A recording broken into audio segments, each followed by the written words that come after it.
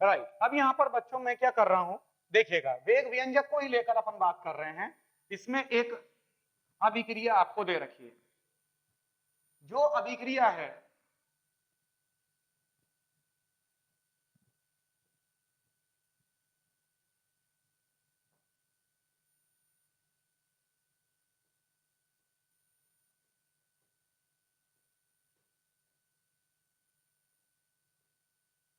बहुत कॉमन अभिक्रिया है।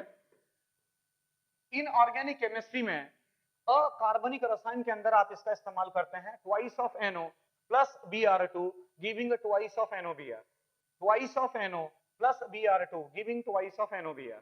राइट। अब यहां पर ये जो अभिक्रिया है, इस अभिक्रिया के अंदर यहां पर आपको इस अभिक्रिया के लिए ये अपने आप में एक जटिल अभिक्रिया है और ये एक से अधिक पदों में कंप्लीट हो रही है। देखना थोड़ा सा हटकर क्वेश्चन है, twice of NO plus Br2 giving twice of NOBr, ये हमारी एक अभिक्रिया है और ये अभिक्रिया जिन पदों में कंप्लीट हो रही है वो पद आपको दे रखे हैं। पहला आपको दे रखा है NO प्लस Br2, ये देता है NOBr2, ये रिवर्सिबल अभिक्रिया है, ये उत्क्रमणीय अभिक्रिया है, रिवर्सिबिलिटी यहां पर सेट की गई है, ये तीव्र पद है। उसके बाद NOBr2 प्लस NO, ये आपको दे रखा है कि ये मंद है और ये मिल रहा है हमारे को twice of NOBr, NOBr2 plus NO giving twice of NOBr।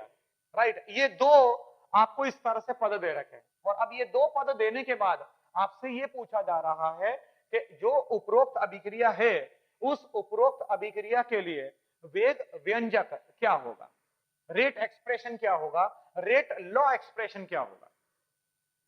Right. अब यहां पर हम क्या करेंगे, सबसे पहले तो हम अच्छी तरीके से जानते हैं कि जो सबसे मंद पद होता है वही जटिल अभिक्रिया, जटिल और प्राथमिक अभिक्रियाओं को लेकर कल मैंने आपके सामने बहुत बढ़िया चर्चा करी थी।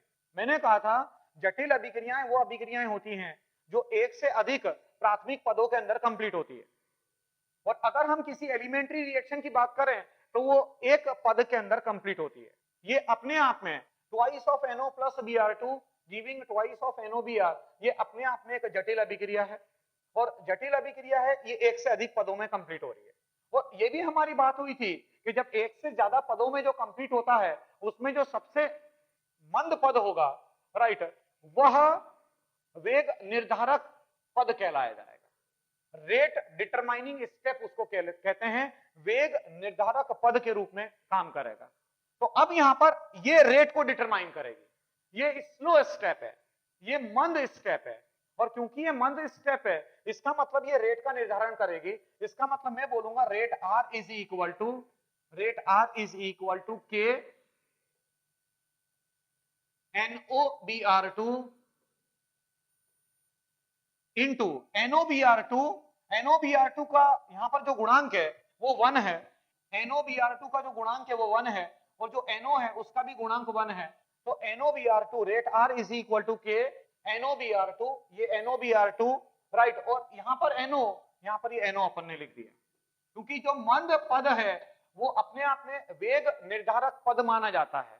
जो स्लोएस्ट स्टेप होती है, जो स्लो स्टेप होती है वो अपने आप में रेट डिटरमाइनिंग स्टेप मानी जाती है। राइट, तो इस स्टेप को मैंने जो रेट एक्सप्रेशन लिखा वो इस तरीके से लिखा।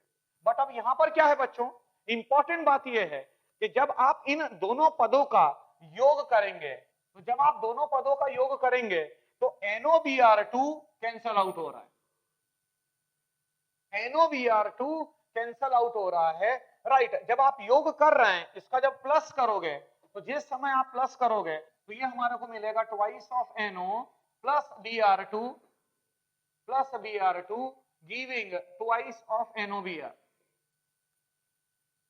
Twice of NO plus Br2 giving twice of NOBr। Right, अब ये वही अभिक्रिया हमारे को प्राप्त हो रही है। तो NOBr2 कैंसल आउट हो रहा है, इसका मतलब जो NOBr2 है वो अपने आप में एक मध्यवर्ती है, जो NOBr2 है वो अपने आप में एक मध्यवर्ती माना जाएगा। अब NOBr2 मध्यवर्ती है, तो मध्यवर्ती जो है वो कभी भी वेग, जो व्यंजक लिखते हो आप, वेग नियम जो लिखते हो आप, रेट लॉ व्यंजक जो लिखते हो आप, राइट, उसके अंदर मध्यवर्ती कभी भी पार्ट नहीं बनता है।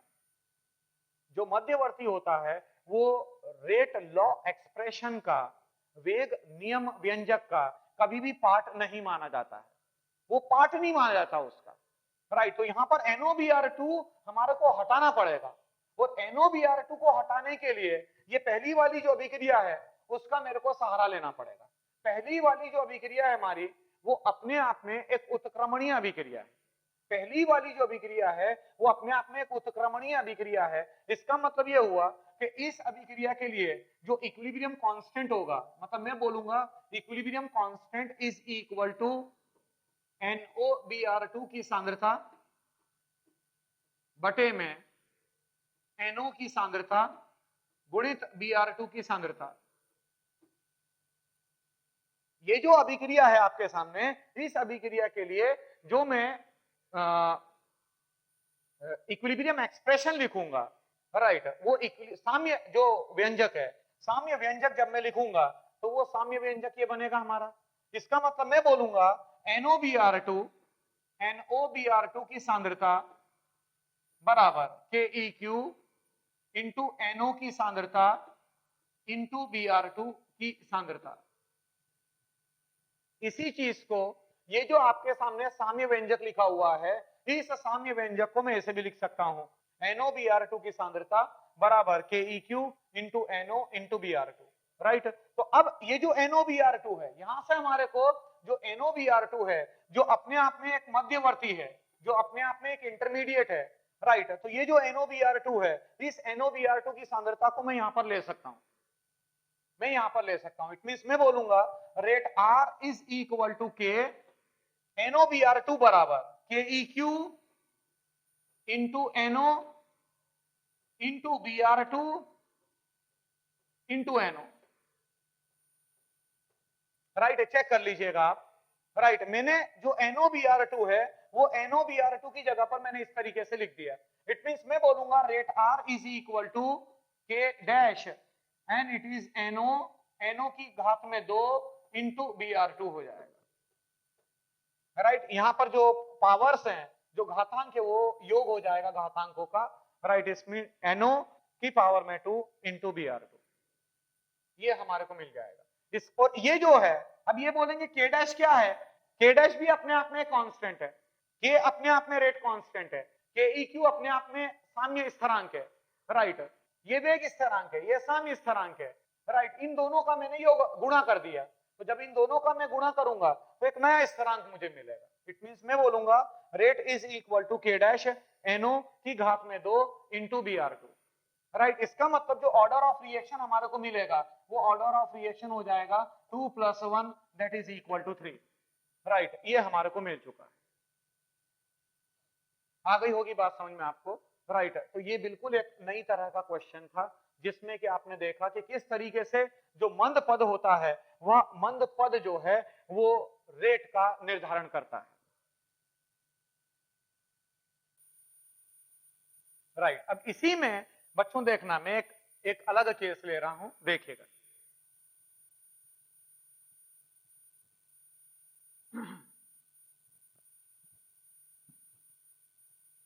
अगर मान लो कि हमारे पास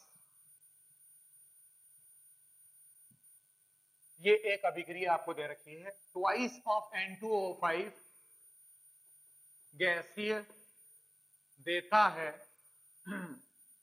4 ऑफ NO2 गैसीय प्लस O2 गैसीय, राइट। ये एक अभिक्रिया है और इस अभिक्रिया के लिए, राइट, अब आपको वेग व्यंजक भी दे रखा है, वेग नियम व्यंजक, ये एक अभिक्रिया है, राइट। आप देख सकते हैं कि ये अपने आप में एक समांगी निकाय है, ये अपने आप में एक समांगी निकाय है, ये अपने आप में एक होमोजीनस सिस्टम है, क्योंकि सारे के सारे जो कंपोनेंट्स हैं वो सारे के सारे कंपोनेंट्स अपने आप में गैसीय हैं, सारे कंपोनेंट्स अपने आप में गैसीय हैं, राइट। अब यहां पर इसका रेट आपको दे रखा है, rate R is equal to K N2O5 की सांद्रता, ये आपको दे रखा है। Rate R is equal to K N2O5 की सांद्रता। अब आपसे यह पूछा जा रहा है, राइट, सब्जेक्टिव प्रश्न ले रहा हूं मैं समझाने के लिए मैं ले रहा हूं आपसे कि अब आप मुझे मैकेनिज्म, मतलब ये जो अभिक्रिया है, इस अभिक्रिया की क्रियाविधि को बताओ। क्रियाविधि मतलब इसका मैकेनिज्म मुझे बताओ आप। ये व्यंजक दे रखा है, ये वेग व्यंजक आपको दे रखा है।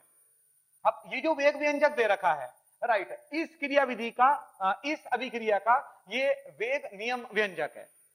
तो अब ये जो वेग नियम व्यंजक है, राइट, अब इसको देखते हुए और अभिक्रिया को देखते हुए, राइट, आप मुझे इस अभिक्रिया के लिए, दी हुई अभिक्रिया के लिए कोई मैकेनिज्म प्रपोज करो, कोई क्रियाविधि बताओ, राइट। मैं टाइम दे रहा हूं 2 मिनट का, राइट, आप जरा विचार करिए।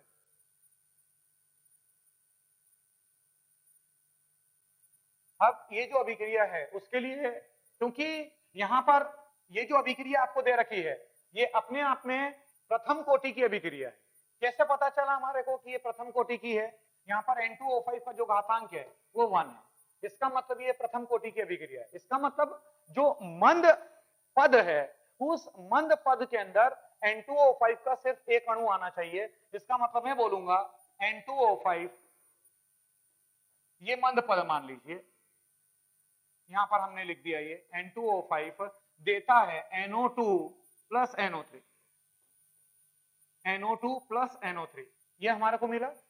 फिर ये NO3 plus N2O5, NO3 plus N2O5 giving thrice of NO2 plus O2। Check कर लीजिएगा, अभिक्रिया बैलेंस होनी चाहिए। 5 और 3 8, 3 दूनी 6 और 2 8, राइट, ये अभिक्रिया हमारी बैलेंस है, राइट। ये हमारा तीव्र है। क्योंकि तीव्र क्यों बोल रहे हैं हम? तीव्र हम इसलिए बोल रहे हैं क्योंकि जो NO3 है, वो NO3 अपने आप में अनस्टेबल है, ये अपने आप में एक अस्थायी है, और अस्थायी है इसीलिए तुरंत जो NO3 बनेगा, वो NO3 तुरंत फिर अभिक्रिया करेगा N2O5 के साथ, और इसने ये बना दिया। मतलब ये एक मैकेनिज्म, एक प्रोबेबल मैकेनिज्म बता रहा हूं, एक संभावित क्रियाविधि आपके सामने बता रहा हूं, राइट। वो क्या रही होगी, बट ये जो जितनी बातें उसने दी हैं, जो परीक्षक है, उस परीक्षक ने जितनी बातें हमारे को दी है, बराबर है, उसके हिसाब से ये मैकेनिज्म बिल्कुल सही है। अब आप इसको अगर योग करोगे, तो अगर आप इसका योग करते हैं तो ये NO3 जो मध्यवर्ती है वो कैंसल आउट हो रहा है, और अगर आप योग करोगे तो ये ट्वाइस ऑफ N2O5 देता है 4NO2 प्लस O2 गैसीय। हमारे को उपरोक्त अभिक्रिया प्राप्त हो जाएगी। और जो मंद पद है, उस मंद पद के अंदर जो N2O5 है, उस N2O5 की आणविकता 1 है। अगर मैं आपसे पूछूं कि मंद पद की आणविकता क्या है, तो आप बोलेंगे सर इट इज 1। क्यों? क्योंकि यहां पर जो स्टोइशियोमेट्रिक गुणांक है, वो स्टोइशियोमेट्रिक गुणांक 1 है, राइट। और ये जो 1 है, यही हमारे को ऑर्डर ऑफ रिएक्शन दर्शा रहा है, राइट। और ऑर्डर ऑफ रिएक्शन 1 है, राइट। तो ये हमारा मैकेनिज्म हो जाएगा, ये क्रियाविधि हो जाएगी। और भी तरीके से आप बता सकते थे, और भी तरीके से आप सजेस्ट कर सकते थे, बट मेरे दिमाग में ये आया तो मैंने इसको ये प्रपोज कर दिया, बराबर है। हाँ, ये बात जरूर है कि जो दिया हुआ व्यंजक है और जो दी हुई अभिक्रिया है, उन दोनों बातों को ये जो क्रियाविधि मैंने दी है, ये क्रियाविधि उसको सेटिस्फाई कर रही है, राइट। तो बच्चों किस तरीके से वेग व्यंजक लिखा जाता है, राइट, वेग स्थिरांक, वेग, ये सारी चीजों को लेकर अपन चर्चा कर चुके हैं इसके ऊपर, राइट। अब हम आगे बढ़ रहे हैं, अब हम आ रहे हैं कोटि, प्रथम कोटि की जो अभिक्रिया है। अलग अलग कोटि की अभिक्रियाएं होती है। प्रथम कोटि भी हो सकता है, शून्य कोटि भी हो सकता है, -1 ऋणात्मक भी हो सकता है। आप अच्छी तरीके से जानते हैं कि जो कोई अभिक्रिया है, उस अभिक्रिया की जो कोटि का मान है वो कुछ भी हो सकता है। वो शून्य कोटि भी हो सकता है, वो -1 भी हो सकता है, वो 2 भी हो सकता है, वो 3 भी हो सकता है। अभी हम प्रथम कोटि की अभिक्रिया को लेकर चर्चा कर रहे हैं, देखिएगा अब इसमें क्या है, कैसे करना है वो देखिएगा। मान लो कि मेरे पास एक प्रथम कोटि की अभिक्रिया है, हेडिंग देना, सबसे ऊपर लिखिएगा प्रथम कोटि अभिक्रिया।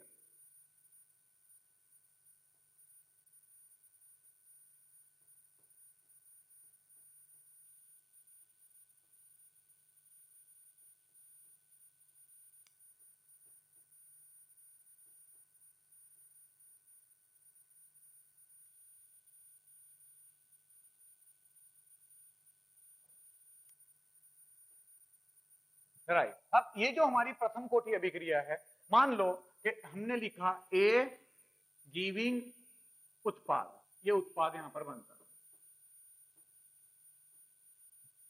राइट। मैं कह रहा हूं कि ये फर्स्ट ऑर्डर की अभिक्रिया है, यहां पर मैंने लिख दिया फर्स्ट कोटि। अब इसके लिए मैं क्या बोलूंगा, इसके लिए मैं बोलूंगा rate R is equal to K A की सांद्रता की घात में 1। Rate R is equal to K A की सांद्रता और घात में 1 लेना पड़ेगा। रेट की जगह पर मैं लिख सकता हूं minus D A upon D T is equal to K A की सांद्रता की घात में 1, राइट। अगर डिफरेंशियल फॉर्म में लिखूंगा, अगर मैं डिफरेंशियल फॉर्म में लिखूं तो डिफरेंशियल फॉर्म में आप इस तरीके से लिख सकते हैं minus D A upon D t it is equal to k concentration of A, right. और आप ये भी कह सकते हैं minus D A upon A is equal to के into d t, minus D A upon A it is equal to के into d t, right. अब मैं इसको इंटीग्रेट कर रहा हूं, तो जब मैं इसको इंटीग्रेट करूंगा, ये मैंने इंटीग्रेशन परफॉर्म किया 0 से टाइम टी, राइट। जिस समय टाइम 0 था उस वक्त मान लो ए की इनिशियल कंसंट्रेशन ए नॉट था और यहां पर ये टाइम टी पर कंसंट्रेशन ए टी है। आप अच्छी तरीके से इस बात को जानते हैं कि जैसे जैसे समय गुजरता चला जाता है, राइट, जो अभिकारक है वह अभिकारक की सांद्रता कम होती चली जाती है, जो अभिकारक है उस अभिकारक की सांद्रता कम होती चली जाती है। इसका मतलब मैं बोलूंगा इस तरीके से मैंने उसको इंटीग्रेटेड फॉर्म में लिखा, और अगर आप इसको इंटीग्रेट करेंगे तो ये मिलेगा minus natural log A T upon A naught is equal to के इंटू टी, माइनस ये minus as it is minus natural log upper limit A T upon A naught is equal to K T. के अपने आप में एक स्थिरांक है और क्योंकि के स्थिरांक है इसीलिए उसका इंटीग्रेशन नहीं होगा, ना तो उसका इंटीग्रेशन होगा और ना ही उसका डिफरेंशिएशन होगा जो कांस्टेंट है, राइट। अब इसी चीज को मैं ऐसे भी लिख सकता हूं natural log A naught upon A t is equal to के into t, natural log A naught upon A t it is equal to के इंटू टी, राइट। और हम कह सकते हैं t is equal to 1 upon k natural log A naught upon A t, और आप ये भी कह सकते हैं कि t is equal to 2.303 upon के it is log of A naught बटा A t, k is equal to t is equal to 2.303 upon के log of A naught upon A t. ये जो भी प्रथम कोटि की अभिक्रिया होगी उस प्रथम कोटि की अभिक्रिया के लिए हमारा ये एक इंपॉर्टेंट सूत्र आ चुका है, t is equal to 2.303 upon के log of A naught upon A t. Check कर लीजिएगा,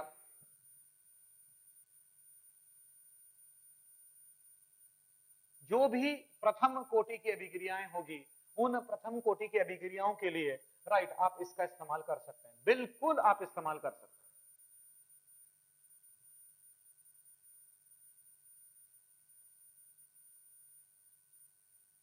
राइट। सबने उतार लिया है इसको,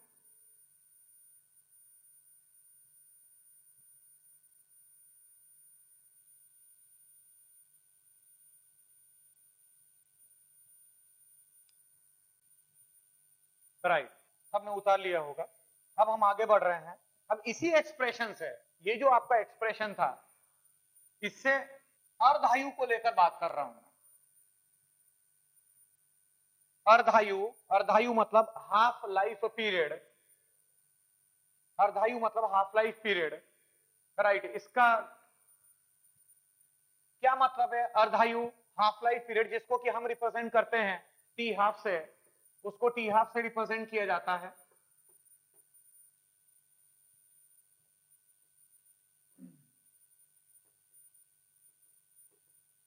हाफ लाइफ पीरियड,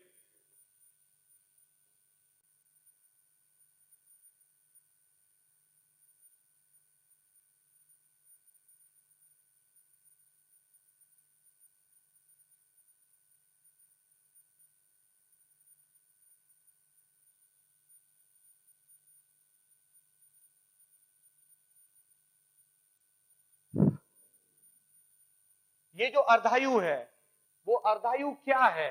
ये अर्धायु हमारे को बताता है कि कोई अभिक्रिया है हमारे पास, उस अभिक्रिया को, कोई अभिक्रिया है, उस अभिक्रिया को 50% कंप्लीट होने में, 50% कंप्लीट होने में उसको कितना समय लगता है, वह अर्धायु होता है। Half life period, that is the time required for the 50% completion of the reaction. 50% complete होने में जितना समय लगता है उसे आप अर्धायु बोलते हैं। राइट, इस बात को समझाने के लिए मैं कुछ एग्जांपल ले रहा हूं, देखिएगा।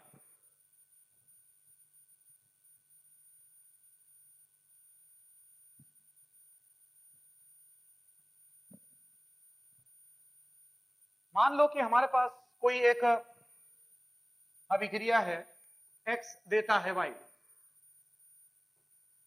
अब मान लो कि x का शुरुआत में आपने 10 ग्राम लिया, शुरुआत में आपने x 10 ग्राम लिया है। तो जब शुरुआत में x आप 10 ग्राम लेंगे तो अर्धायु, अर्धायु से मतलब यह हुआ कि 50% उसके विघटन में, 50% उसके वियोजन में, 50% उसके डिकम्पोजिशन में, या 50% अभिक्रिया में जितना समय लगा है उसे आप हाफ लाइफ पीरियड कहते हैं, अर्धायु से बोलते हैं। राइट, चेक करिएगा, मैंने गलत शब्द बोला था, वो अर्धायु होगा। राइट, तो अब यहां पर जो x है वो हमारे पास 10 ग्राम है, ऐसे ही मैं समझाने के लिए ले रहा हूं आपको। राइट, आप सांद्रता भी ले सकते हैं, अगला केस में सांद्रता को लेकर बता दूंगा। अभी जैसे ये x हमने 10 ग्राम लिया, अब ये जो 10 ग्राम आपने लिया है, इस 10 ग्राम को 5 ग्राम होने में, आधा होने में जितना समय लगेगा, जितना समय लगेगा उसे आप अर्धायु बोलेंगे। फिर 5 ग्राम से 2.5 ग्राम होने में जितना समय लगेगा उसे फिर आप अर्धायु बोलेंगे। फिर 2.5 ग्राम से 1.25 ग्राम होने में जितना समय लगेगा, राइट, वो अर्धायु होगा। मेरी बात को समझ गए होंगे मैं क्या बोलना चाह रहा हूं। या फिर अब दूसरा केस लीजिएगा, मान लीजिए कि सांद्रता है 1 मोल प्रति लीटर, ये जो x है, इस x की सांद्रता है 1 मोल प्रति लीटर। राइट, जो x है उस x की सांद्रता है 1 मोल प्रति लीटर। राइट, अब 1 मोल प्रति लीटर से 0.5 मोल प्रति लीटर होने में जितना समय लगेगा, 1 मोल प्रति लीटर से 0.5 मोल प्रति लीटर होने में जितना समय लगेगा उसे हम अर्धायु बोलेंगे। 0.5 से 0.25 होने में जितना समय लगेगा वो अर्धायु हो जाएगा। 0.25 से 0.125 होने में जितना समय लगेगा वो अर्धायु हो जाएगा।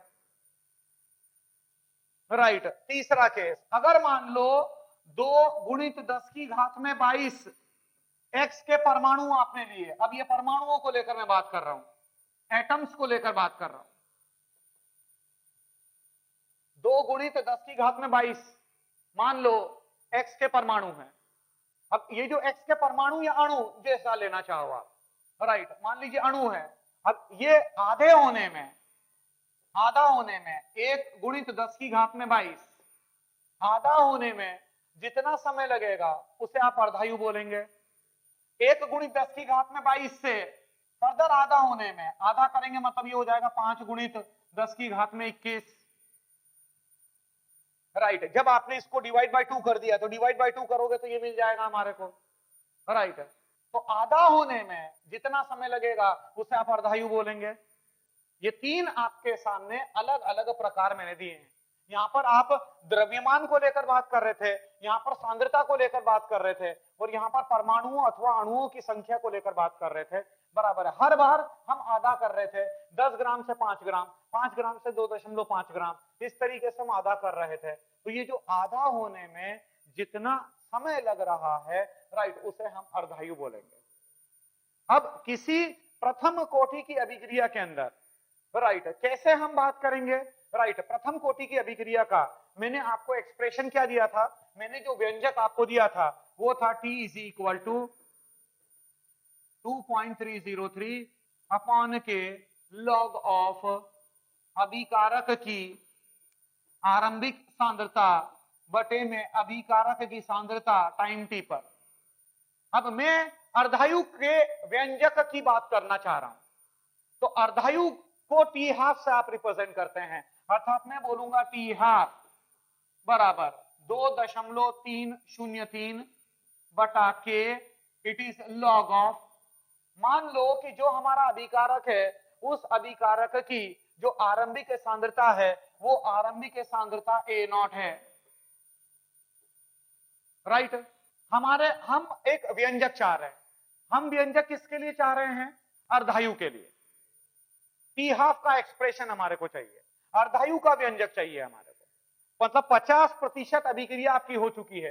तो जब 50% अभिक्रिया कंप्लीट हो जाएगी, तो जब 50% अभिक्रिया कंप्लीट हो जाएगी, तो जो ए है या जो एक्स है, जो भी आपका अभिकारक हो, जो भी आपका अभिकारक हो, उस अभिकारक की सांद्रता जब वो 50% कंप्लीट हो जाएगी, तो अभिकारक की सांद्रता आधी हो जाएगी। जितनी भी इनिशियल कंसंट्रेशन है, जितनी भी आरंभिक सांद्रता है, उसका आधा हो जाएगा। इट मींस यहां पर मैं लिखूंगा A0 बटा 2।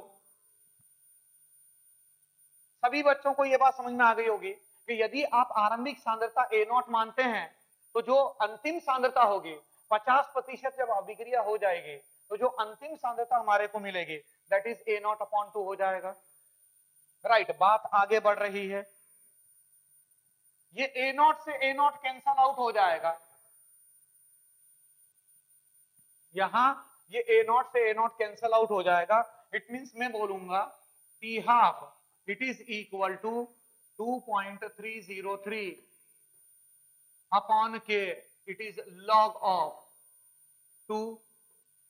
क्यों, क्योंकि ये A0 से ये A0 कैंसल आउट हो जाएगा, ये 2 ऊपर चला जाएगा, अर्थात वहां पर log 2 मिल जाएगा हमारे को, राइट। मतलब मैं बोलूंगा T half is equal to 2.303 into log 2 का मान होता है 0.3010 बटा के, राइट। अर्थात ये हो जाएगा T half is equal to 0.693 upon K, right. ये हमारी किसी भी प्रथम कोटि अभिक्रिया के लिए अर्धायु का व्यंजक है, अर्धायु का सूत्र है। T half is equal to 0.693 upon K, मतलब 0.693 वो एक स्थिरांक है, वो एक स्थिर मान है, राइट। और अपॉन के भी स्थिरांक है, आप जानते हैं वेग स्थिरांक इसको कहा जाता है, के जो है वो हमारा वेग स्थिरांक है, वेग स्थिरांक,